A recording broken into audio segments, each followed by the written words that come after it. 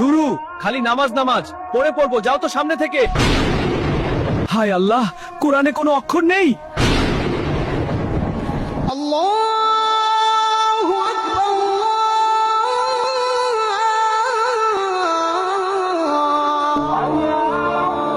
উঠো, ফজরের আজান দিচ্ছে, নামাজ পড়তে উঠো।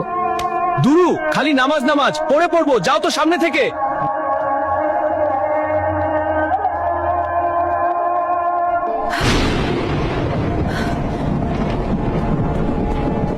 এই এই, সকাল 10টা বাজে, এখনো সকাল হয়নি, তাড়াতাড়ি উঠো।